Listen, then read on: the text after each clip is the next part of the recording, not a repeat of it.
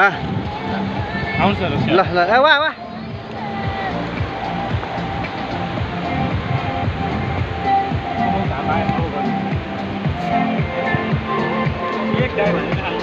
त्यही भने क्या चिसो हाल नि त बिस्तारै छेउछेउमा खेल छिटो आइदिएन केटा हो हल्का अब चिसो भयो तातो बनाउने बरु त ट्वाक्क झर्ला है एकछिनमा एकदमै झर्ला भनेको त्यस क्यामेरा भाङ झरिहाल्यो